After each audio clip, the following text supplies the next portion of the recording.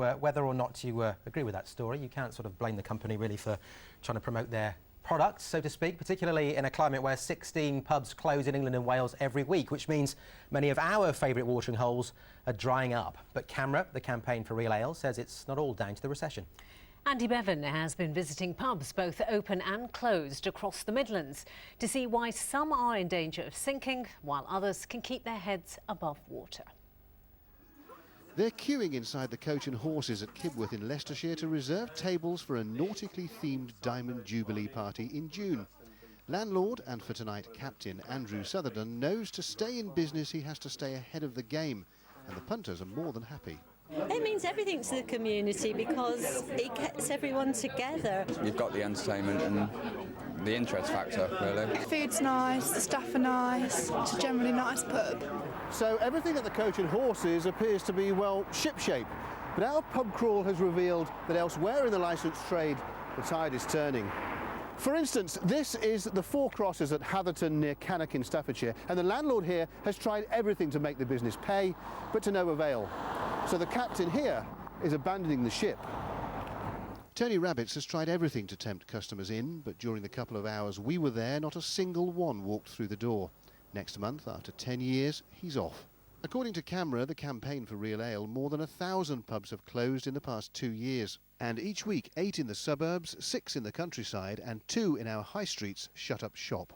We've done the pound menu. Before Christmas we introduced a £1.99 Christmas dinner.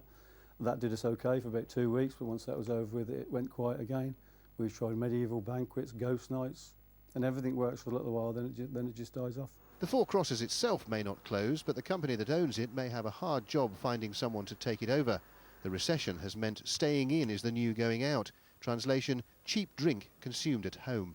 A £3 pub pint can be bought for around 50 pence in a supermarket, and although the government wants to raise that with minimum pricing, it hasn't done so yet.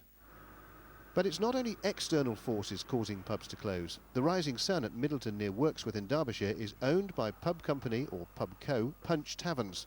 Many pub cos have fallen out with their tenant landlords over rising rents and the beer tie which prevents tenants shopping around for cheaper deals. Last month, MPs rejected a government plan to outlaw this practice, saying it wouldn't work.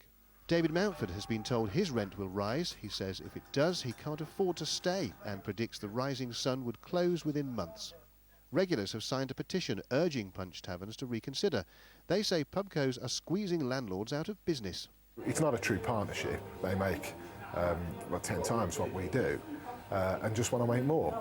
So no, you're not rewarded for your success, and this is a story that will be repeated and is repeated all over the place every single day. You see public houses closing down all the time, a lot, in fact, every week.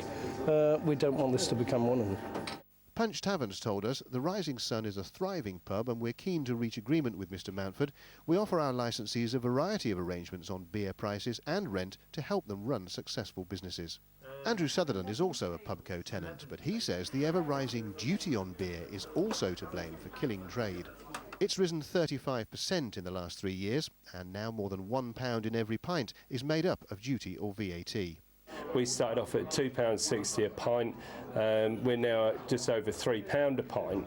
And at the end of the day, all those price increases have either been down to the brewery or down to the government. Closed pubs can stay empty for months, sometimes years. A few are sold as houses or shops, but many are simply knocked down.